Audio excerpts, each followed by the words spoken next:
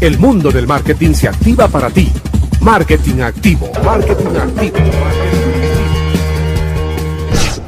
Bienvenidos a una edición más de Marketing Activo junto a Gary Whitehill. And we enjoyed to hear you and have this conversation. What do you think on how the influence of social media, for example, on all these matters? Because well, as we can see, you know, as soon as you get in a lunch, even in business, you know, everywhere, families. Sure.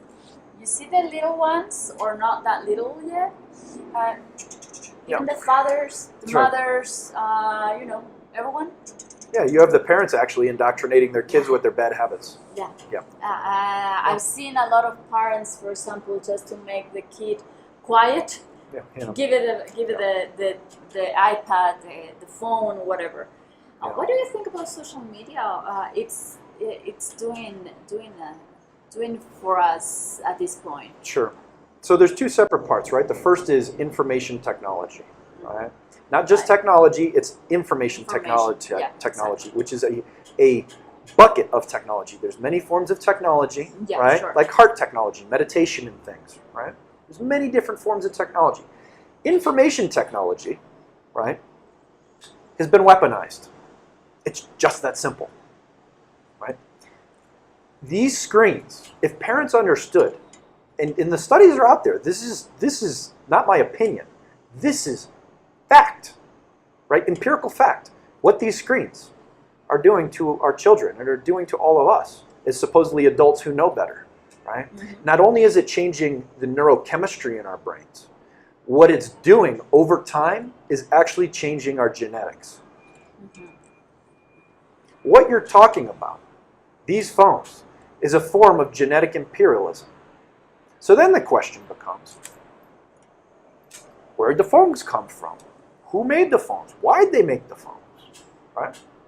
Well, the technology in the phones wasn't created by Steve Jobs. Steve Jobs just built a product with the underlying technology. Where did the technology come from? Oh, go figure. QTEL, which is the venture capital arm of the Central Intelligence Agency, as we know as the CIA, which likes to have a lot of fun in South America, particularly in the 70s and the 80s, with all the installed dictatorships like Pinochet. This is fact once again. That's what the CIA did in your region of the world, right? Now it's in your phone. And then the other funder was DARPA, which is the venture capital arm of the United States military. And last time I checked, the United States military is also who helped when the populations, the indigenous people, the folks with traditional cultural values in many of these Central American and Southern American countries rose up because they said, this isn't right. I think the military was there too, wasn't it?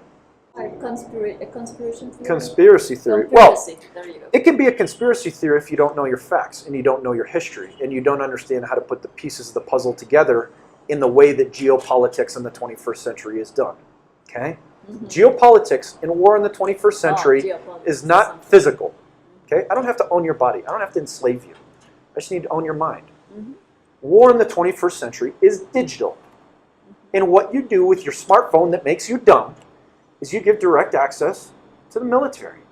The conventional wisdom that Silicon Valley is an economic strategy, that's what naive people who don't understand the history and only read headlines know. Yeah.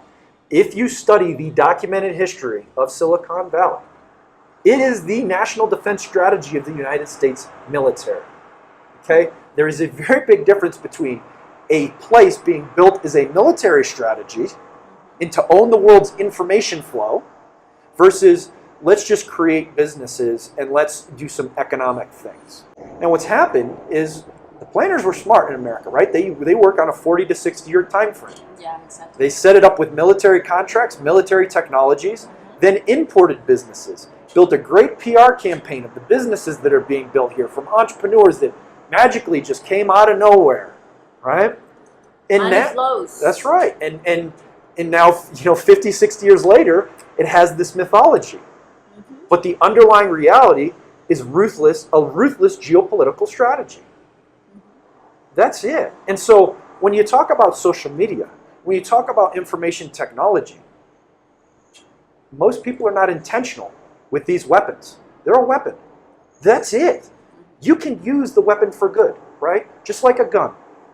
You can use a gun for good, right? There are things to use it for. Where my parents live in northern Vermont, there are bears 3 times the size of you and I. So when I want to go hiking with my parents, what do you think I'm bringing? A bow and an arrow? No. No. I'm not. I'm bringing a 45 ACP. Yeah, right? You know you're dead. But Correct. Yeah. Well, you don't, even a bear that big, you got to shoot it 2 or 3 times. Yeah, exactly. Right? With a bullet that big. But the point is, any technology can be weaponized or be used for good. Yeah. And most of what's happening on that side of IT, I mean, Donald Trump's a perfect example. The reason Donald Trump is who he is, the reason ISIS is who they are, is because they leverage social media. It's supposedly creating community. It's not. It's creating echo chambers. There's tons of research on this. We know what it's doing, and all it's doing is exploiting our egos even more. We yell and we shout because more than ever we feel disassociated from our humanity. And we use social media as that forum, and all it's doing is exploiting ourselves more and making us further apart from each other instead of together, because we're not doing the unscalable. I think that's more the reason. You know, there's not, and there's one thing that I want you to go over. This social media to help let us know what happened in the parts of the world that instantaneous media we haven't heard, like the investigation for that did CNN just 2 weeks ago or so about the slaves in Africa. Correct. Or the that Paradise kind of Papers, things, the Panama Papers, the Panama Papers, that kind of things. Sure. That would be the good side in a way, right? But how much of that good side do we actually see? Exactly. That's the point. That's the point. And how kids don't rationalize about it. Kids' brains aren't fully formed until they're 22. That's it. Their neocortex is not fully developed until they're 22. They don't have rational emotional decision making until they're 22. I was talking about kids like 15. But the point is, 15-year-old kids still don't know what they're doing. They're not 22. Until your child is 22, they do not have rational emotional decision making. They can't balance it. But that's why they're so addicted. And we have to be very careful with it because they're so sensitive to get info around. Well, if your kid's 15 and already sitting on their phone, they're already it's game set match already. They have to be put in rehab. That's it. I mean, it's really that simple. I mean, there's unfortunately kids who don't know how to interact with this world anymore and have to go through their phones. There are investigations about how society is going to be like in 20 years. Just in 20 years. It's simple. It's simple. I mean, I talk about this. Everything we're talking about. This is the blunt reality. But if you don't want to believe me, that's great. Go read George Orwell. Go read Huxley. Right? Everything they're saying is coming true. We're going to go comfortably numb through screens and then just be controlled more than ever. That's it. This is We're going to a matrix. Are we going to a matrix? We already live in the matrix. We just don't want to realize that, right? I mean, humans are actually really... Are you taking the blue or the red pill? I take them both. You're taking both? See what happens. Take them both. But the point is, what we forget as human beings is that we have more than 230 cognitive biases. Okay? That's a lot of different assumptions, a lot of different rationalities, a lot of different reasons that we make bad decisions and things don't turn out the way we want them to. But on top of that, we're social animals.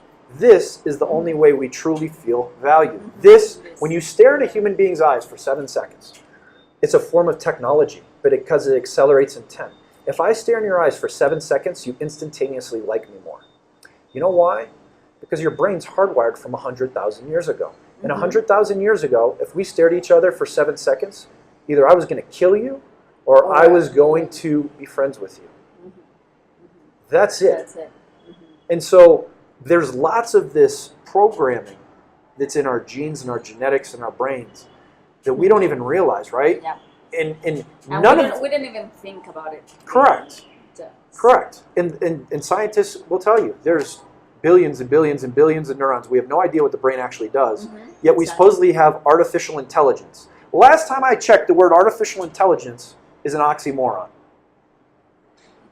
Right? That's last time I checked. I mean, I don't know. Maybe I'm crazy. But how can you be intelligent but tell me you have no idea how the brain actually works? But you're going to make my life better for me. So I should just trust you. You're going to take care of me. Really? Huh? Do you feel taken care of today? But how do you, or what do you think on artificial intelligence? Bullshit. That it's Bullshit. already existing. And Bullshit. All of it. I don't even want to entertain it. It's all meant to do one thing. We've had allegories, stories, novels, you name it, for hundreds of years about this crap. And it is crap. Sure, in finite, narrow cases, can artificial intelligence help solve 10 people or 100 people or 1,000 people's cases of vicious cancer? And does it make our heart feel good? Yes. Right? So you want to save 1,000 people at the risk of 7.4 billion people. And that is what the powers that be play on. Artificial intelligence is nothing more than a digital control program for humans. That's it. What do you think about robotics?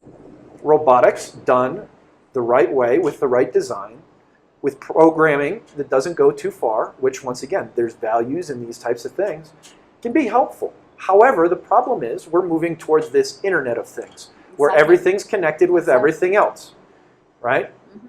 Okay, so let's go back to something we talked about before, nature, right? We know that nature... We know nature connects. Right, yeah. All of nature. The jungle is completely connected. The nature has its own organic jungle, right? So That reminds me of Avatar, the movie. Correct. Why do you think they made Avatar? To show you that nature is fully connected. It has its own internet. But what's the difference, right? Nature, everything in nature has a stake in that ecosystem, right? It's an ecological system that's self-reinforcing, right? It is not centralized. It's fully decentralized. And, because you'll hear technologists talk about, oh, we just need blockchain and decentralize this. And it'll be amazing because everything will be decentralized, just like nature. Really? Who owns the servers? Facebook, Google, Amazon, Apple, Alibaba. You can go down the list. Okay? So here's the deal. It's really, really simple. We're going to make this simple, stupid for everybody. Simple, stupid. Whoever owns the server owns you. That's it. They already own us. They already, like, you've already heard about these reports that have come out, how they manipulate our emotions on Facebook, right? Yeah. And those are the things that get out, right? How many things do you think are happening behind the scenes? And by the way, just in case you think this is a conspiracy theory, let's back up for a second. Let's back up for this. Let me give one example and then we'll get to your last question. So, 1950s, documented history. 1950s, you can go read it. In the 1950s, the United States military was recruiting mystics, recruiting sense makers, recruiting spiritual gurus to make ships disappear. This is the 1950s, okay? 70 years ago. And you magically think that something like that isn't being done with these forms of exponential technologies that are always just going to help humans. If you want to be that naive and you want to live in that comfortably numb reality, that's great. You're not going to be part of that 2 to 3% of folks who are going to try to make sure that the dark and this negativity and this evil that's coming through information technology doesn't succeed. I'm trying to show you where the dark is. I'm trying to put light to the dark because that's what's going on. How does this affect business? Business is monopoly, and that's it. And because we were talking that we shouldn't go to the monopolies. No, but we have the ones that we already said: Google, correct, Amazon. And they're already that big, and there's studies that have been done how they're suppressing innovation. They're gonna go they're going to go farther. That's right. And you know what's going to happen? You know what's going to happen? Because they're so powerful and you can't get rid of them, God forbid, just like in 2008, right? We'd rather destroy the world and destroy 7.4 billion humans' lives than get rid of the big banks. Let's just bail them out. So, let's just keep using regulation. So that's what they're going to do. They're going to install Amazon, Facebook, Google, Apple into the ethos of America, which essentially means in the core of the information architecture of the world. And they're going to regulate them, and that's it. Don't talk about currency, right? Bitcoins and all that. Because that was one of the other questions that I wanted to address with you. Okay, look. Because it goes with it. I know it does. It goes with all this that we're talking about. Correct. And we're here in a business channel, so I'm like I want people to understand all these connections. Sure. All the network around. Yeah. So we have Internet of Things. We have. Look, it's really this simple. I'm going to make it so simple, stupid for people. It's so simple. The more you digitize things based on where we are historically in these global cycles, there's predictable 20, 80, multi-thousand year cycles, right? 2012 was the end of a 26, 28,000 year cycle, right? That the Mayans talk about spiritually. Yeah. We have 20-year economic cycles. We have 80-year social cycles. Yeah. There's all these cycles that intersect, okay? Yeah. Where we are as a world right now is that the powers that be are fighting back stronger than ever by weaponizing anything that gets digitized. So, look what Facebook does, right? Your personality, your identity is digitized. They've started to weaponize it. You're addicted to your phone, right? So, let's go towards money. It's real easy to just put a 0 on the computer, isn't it? This is not rocket science, folks. It's really not. Anything that can be digitized in this time period in our lives will be weaponized against us. It won't be like that forever. It won't be for the next 100 years. But for the next 5, 10, 20 years, based on, once again, the intersection of all these corresponding cycles and what I get hired for by presidents, prime ministers, family offices, heads of state, right, multilateral organizations, is to talk about exactly this. Because yes, can these technologies be used to do great things? Sure. Sure. But are they being used responsibly by the concentrated forces that are above all of us, economically, politically, socially? Absolutely, unequivocally not. Yeah, absolutely. Love to talk with you, Gary. Thank you. And I hope we have all the time in the world to talk about, but this is how it is, this stuff, So just to close, super quick, give the people a message. Here's what we have to understand. This is the most dangerous time in the history of humanity, and it's also the most opportune time in the history of humanity. And we have to make choices. If you don't make choices, if you're not intentional in those choices, your life, your future, your kids' future is going to be dictated to you, for you, by more powerful forces. Power, for the most part, is an illusion. But it's not an illusion when you don't make intentional choices. So it's up to you. It's up to you to decide whether to continue to rationalize, continue to make excuses, continue to assume, or you can finally be accountable, be responsible, and realize you do deserve better, your kids deserve better, and the future of this country deserves better. Thank you very much. Thank you, Harry. Thank you for your time. Marketing activo, marketing activo, marketing activo.